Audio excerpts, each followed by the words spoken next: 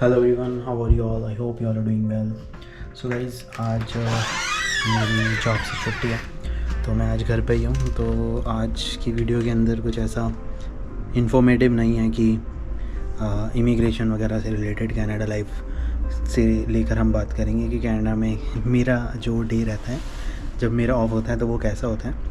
आज बाहर देखो, आज बर्फ़ पड़ रही है और विंटर से यहाँ पर बर्फ़ पड़ती रहती है। हालांकि कल बर्फ़ नहीं पड़ रही थी, आज यहाँ पर बर्फ़ पड़ रही है और मैं पूरा दिन घर पर हूँ। थोड़ी स्टडी वगैरह भी करूँगा और थोड़े बहुत जो मेरे काम रहते हैं वो भी होने वाले हैं। जैसे कि अभी मैंने अभी आलू मटर की सब्ज़ी बनाई और अब मैं बनाऊँगा चावल।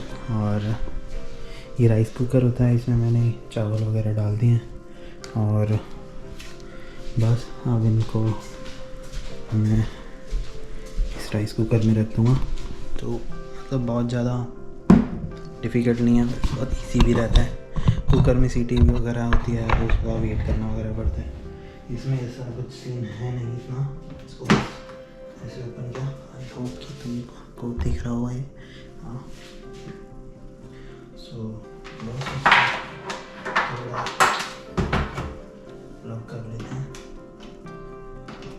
ये थोड़ा सा गंदा हो रहा है बट इट डजंट मैटर क्योंकि ये क्लीन होना चाहिए। इसमें हम चावल बना रहे हैं, इसको रखना है अंदर और ये लॉक हो गया है। और इसमें मैं बस स्टार्ट कर देना है इसको। बॉइल्ड राइस वाइट, बस मैंने स्टार्ट कर दिया। ये मैंने राइस को बॉइल कर दिया, हो गया। थोड़ा सा टाइम लगेगा, लाइक 10-15 मिनट लगते हैं इसको होने में, हो जाएगा। और तब तक हम दूसरे काम करेंगे। ऐसे बीप की आवाज़ जो आई, साउंड आया, वो आएगा। फिर उसके बाद ये राइस रेडी हो जाएंगे। और इसकी मतलब अच्छी बात ये भी है कि जब अपने आप बन भी जाएगा और फिर अपने आप ही ये हीट ऑन रहेगी इसकी, यानी कि जब भी मैं ओपन करूँगा ऐसे तो जो चावल है वो गर्म ही रहेंगे, तो बढ़िया रहता है। मतलब अगर तुम आधे घंटे बाद भी इसको आके मतलब राइस वगैरह लोगे तो वहाँ पे तुम्हें गर्म ही मिलेगा, जो कि अच्छी बात है। लड्डू भी खा रहा था, यहाँ पर देखना मिठाइयाँ भी। तो अभी मैं छोड़ देता हूँ, मेरे रूम में जो है वो खा लेंगे और मैं चलता हूँ क्योंकि मुझे थोड़े काम है रूम में आज।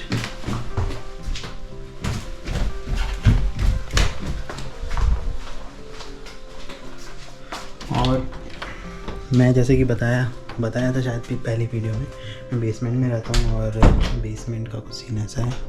थोड़ा घर मेरा ऐसे ही रखा है, थोड़ा जो रूम है ये मैंने ट्विन बेड ले रखा है और यहीं पे मैं सोता हूँ।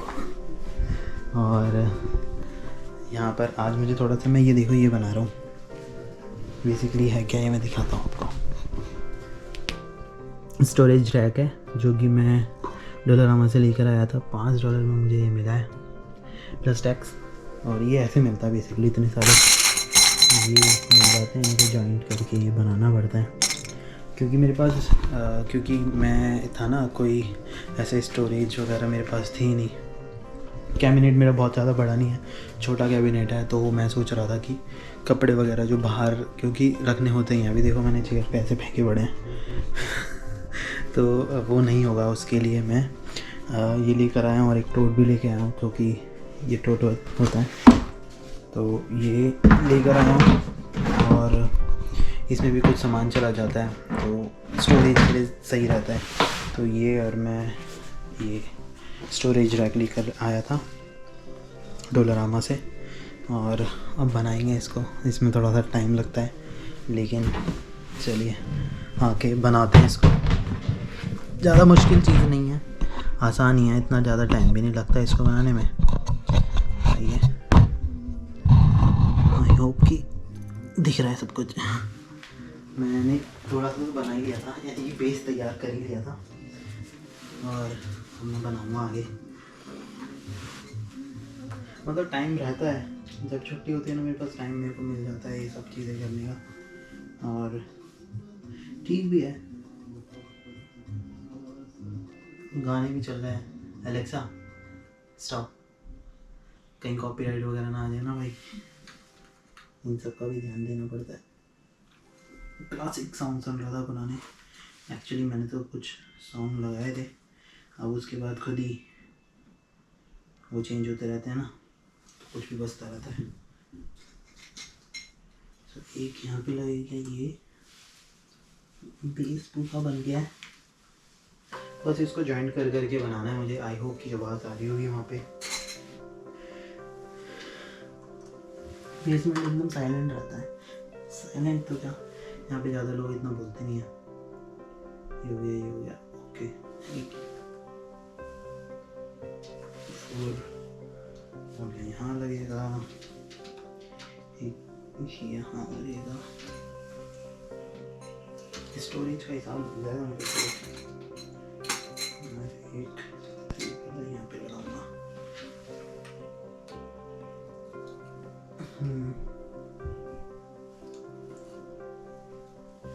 इस सब के बाद मुझे थोड़ी सी पढ़ाई भी करनी है, अभी स्टडी वगैरह करते रहना चाहिए। पहले इंडिया में मैं इतना सब सोचता नहीं था, यहाँ पर आकर करनी पड़ती है। यहाँ पर आकर ये नहीं हुई है, मैं इसको देख रहा हूँ 1 2 3, तो 1 2 और 3 को वो लगेगा इस पे। ये लगेगा यहाँ, ये आएगा यहाँ, ये आ गया यहाँ पर।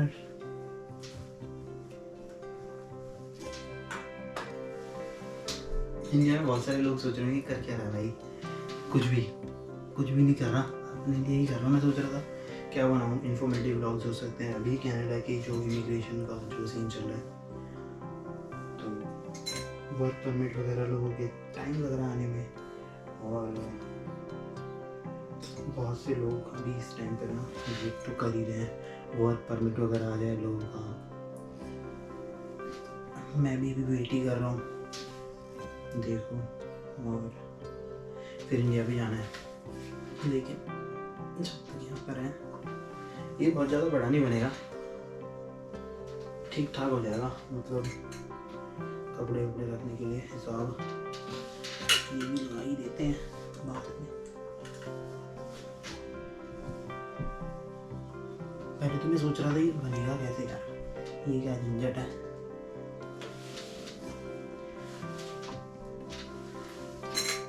बट ज़्यादा कुछ इसमें करना नहीं होता है, इजीली बन जाता है और सही भी है।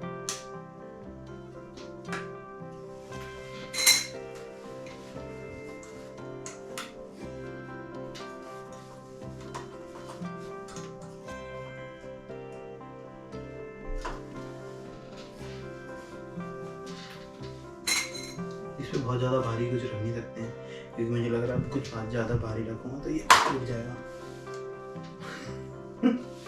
तो ये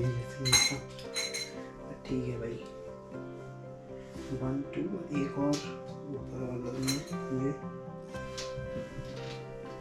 ये आ गया यहाँ।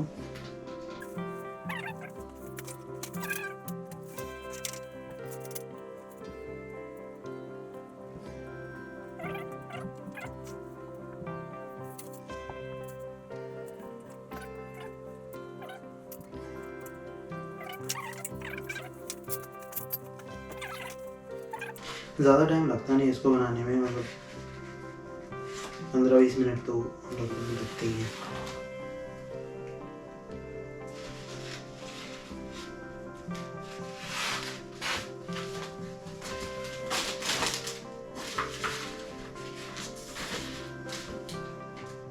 आज मैं सोकर सुबह उठा 9 बजे, छुट्टी का दिन था।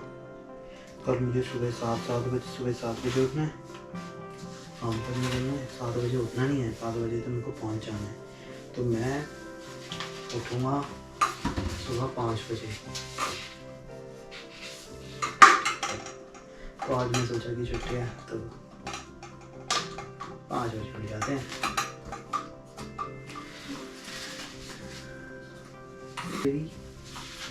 क्योंकि जब मैं मॉन्ट्रियल में था मुझे पता था, शायद मुझे था कि मैं मूव कर सकता हूँ, चांसेस हैं यहाँ से। तो मैंने बहुत ज़्यादा चीज़ें खरीदी नहीं थी वहाँ। यहाँ पर भी मैंने फिर टेम्परेरी ही ये सब चीज़ें खरीद रहा हूँ कि $5-6 में आ जाती है। $5-6 यानी कि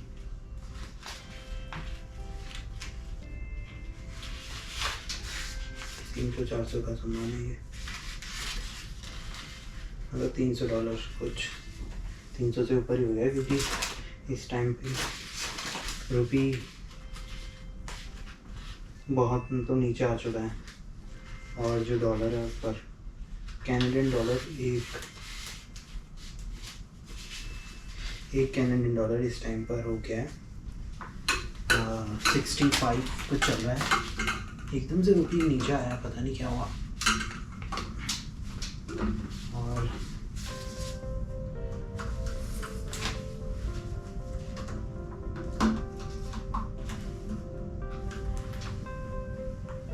रुपी की वैल्यू गिर गई भाई। मतलब ये सभी एक्सपेक्ट कर रहे हैं कि भाई इंडिया ग्रो होगा, ये होगा वो होगा, बट पता ही नहीं क्या हो रहा है भाई।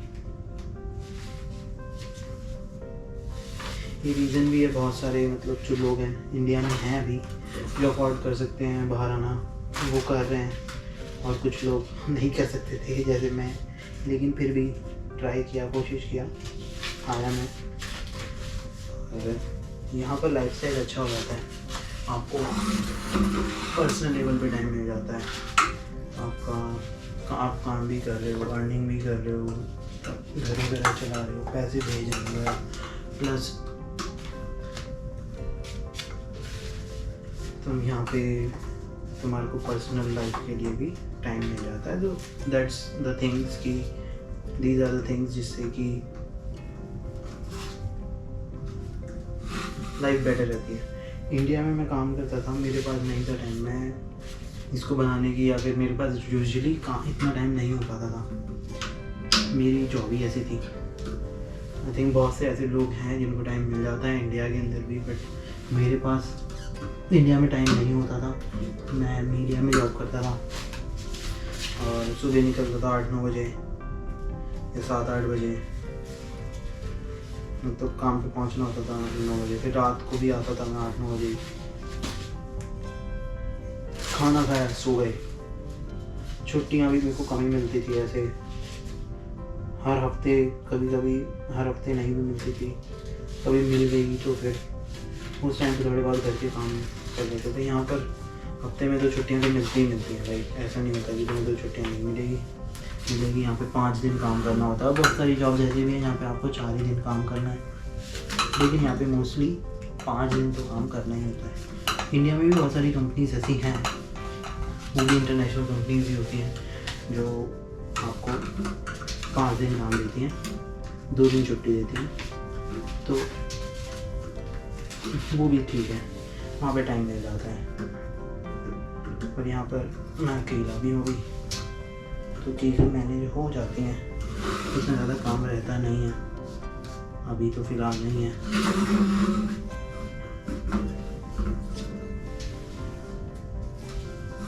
और मैंने बहुत देखा है यहाँ पे ना, लोगों के पास टाइम है काफ़ी, और जब आप रिटायर हो जाते हो ना, उसके बाद मेरी रिटायरमेंट की कहाँ से सोच रहा हूँ मैं, बट क्योंकि मैं जहाँ रहता हूँ ना, यहाँ पे बहुत सारे लोग रहते हैं जो रिटायर्ड हो चुके हैं, और वो रहते हैं अपने मज़े में, यहाँ गाड़ियाँ ले जाते हैं और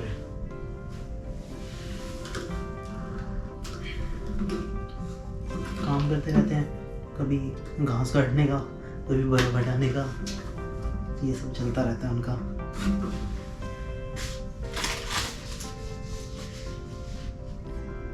कुछ चीज़ें हैं जो मतलब अब्रॉड में जैसे कि आप अफोर्ड नहीं कर सकते हो, या फिर अफोर्ड भी कर सकते हो तो लोग फिर भी नहीं करते हैं, घास काटना वगैरह से बाहर वाले को नहीं बुलाते हैं और खुद ही कर लेते हैं, टाइम होता है उनके पास इतना, तो वो सब करते हैं। और इंडिया में ये चीज़ें थोड़ा चीप हो जाती हैं, तो लोग बाहर, अगर जो इंडिया में कितने बड़े, मैं तो दिल्ली का हूँ, दिल्ली में तो किसी का ऐसा नहीं कोई घास काट रहा है नहीं ऐसा कुछ सीन, अब मेरा वर्क परमिट आएगा ना तो मैं इंडिया आऊँगा, ये सब होगा। घर वालों को भी देना है ना, टाइम हो गया, घर पे भी बोल ही रहे हैं कभी कब आएगा आऊँगा जल्दी। दोस्तों से मिलना है, घर वालों से मिलना है। अभी लास्ट वाला रह गया, इसको ऐसे कर लेते हैं, इसको थोड़ा उठा देते हैं।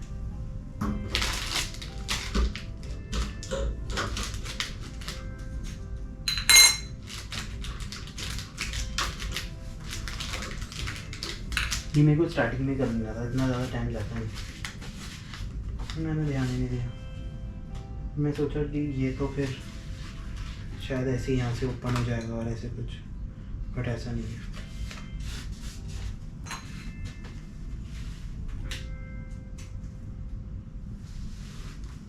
पहले से देख लेना चाहिए था, वो सब नहीं किया मैंने, कोई नहीं, गलतियों से इंसान सीखता है, गलती से इंसान सीख तो जाता है, लेकिन टाइम भी तो वेस्ट हो रहा है। आज का क्या क्या काम है, मेरे को कपड़े भी धोने हैं, कपड़े धोने हैं, खाना बना चुका हूँ मैं, लंच करूँगा अभी थोड़ी देर में, एंड फिर पढ़ाई करनी है थोड़ी, फिर कुछ मूवी वगैरह देखूँगा, फिर चल जाऊँगा। 9-10 बजे तक चल जाऊँगा, सुबह उठना है ना, फिर 5 बजे। आई डोंट नो, मैं इंडिया में जब मैं इंडिया में था, आई डोंट नो कि भाई मैं कब 9-10 बजे सो गया हूँ, क्योंकि तब तक तो मैं काम से आता था। मतलब 9-10 बजे मैं आ गया ना घर पे, तो इसका मतलब इट्स अ बिग थिंग, क्योंकि यूजुअली मैं आता ही था 12-11 बजे तक। नोएडा में काम करता था, 2 घंटे जाना 2 घंटे आना, 4 घंटे उसमें लग जाते थे। ऑफिस में अगर आप रुक जाओ तो वो टाइम अलग, अगर 1 घंटा हो गया तो एक्स्ट्रा हो गया। अब वो ही जाता था मेरा, तो रेगुलर था भाई, हर दिन का मेरा रेगुलर 1-1.5 घंटा 2 घंटा, सो उसमें टाइम लग जाता था। अभी ठीक है, यहाँ पे अगर तुम कोई अच्छी कंपनी काम कर रहे हो तो और तुम्हारे को वर्क लाइफ और पर्सनल लाइफ बैलेंस देखने को मिलता है। और ये तैयार हो चुका भाई, ये सही है ना, इन्होंने दिखाया तो ऐसे था कि ऐसे बन गया, ठीक है, इतनी बड़ी बड़ी बकेट्स ऐसे आ जाएंगी भाई, ठीक है।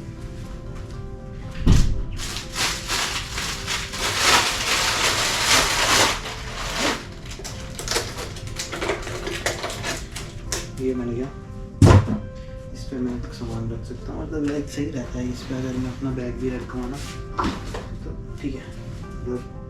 इतना तो वेट सामान, इतना तो क्या, अच्छा खासा वेट सामान लगा, सही रहेगा।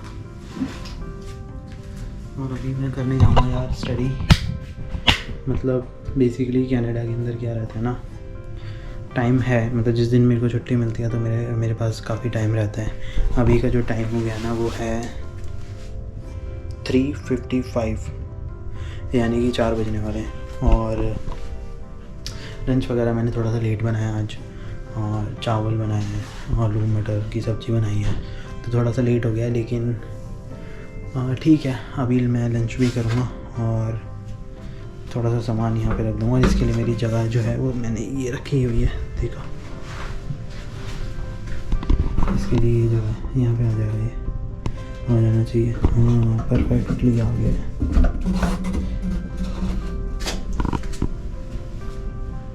यहाँ पे थोड़ा सा अंधेरा है क्योंकि लाइट इस साइड है, सो ये ठीक जगह है, ठीक आ गया, बढ़िया है। सो यहाँ पर मैं कपड़े वपड़े रखूँगा अपने, बढ़िया। ये टोट है, इस टोट के लिए भी जगह हो जाएगी मेरे पास, काफ़ी है, बहुत बड़ा रूम नहीं है लेकिन ठीक ठाक साइज़ है इस रूम का। जो मैं मॉन्ट्रियल में रहता था वो काफ़ी बड़ा रूम था, ये उससे थोड़ा छोटा रूम है लेकिन ठीक ठाक रूम है। सो गाइज़ हाँ, ये रहता है, मतलब आप जब कनाडा में रहते हैं ना, तो आपका पर्सनल लाइफ और वर्क लाइफ बैलेंस काफ़ी अच्छा रहता है, ठीक ठाक रहता है। अगर और बहुत से लोग ऐसे हैं 2-2 3-3 जॉब कर रहे होते हैं, वहाँ टाइम नहीं मिलेगा। लेकिन हाँ, अगर आप एक जॉब कर रहे हो तो तुम्हारे पास काफ़ी टाइम है, बहुत चीज़ें आप कर सकते हो। लेकिन मोस्टली जो स्टूडेंट्स भी हैं और यहाँ से इमिग्रेंट्स जो आते हैं तो लगभग 2 जॉब करते हैं, या वर्क परमिट पे भी आते हैं तो लगभग 2 जॉब करते हैं। बहुत से ऐसे हैं जो कि ऑफिस जॉब भी कर रहे हैं, उसके बाद ऊबर वगैरह भी कर रहे हैं, ऐसे भी लोग हैं। क्योंकि मतलब वो सोचते हैं कि यार हमारे पास इतना टाइम है, ऊबर ही कर लेते हैं। अगर हमारे पास 4-5 घंटे 3-4 घंटे दिन के अंदर, तो वो वहाँ से भी निकाल देते हैं। तो ये सब रहता है लोगों का। मेरा है अभी कि मैं एक ही जॉब कर रहा हूँ और एक ही जॉब से मेरे लिए इनफ है अभी। और जब मेरे पास वर्क परमिट आ जाएगा तो आई विल थिंक कि और अच्छी कंपनी में जाऊँ और सैलरी वगैरह बढ़ जाए, मैं करूँगा एक ही जॉब और ट्राई करूँगा कि अर्निंग मेरी और बढ़े।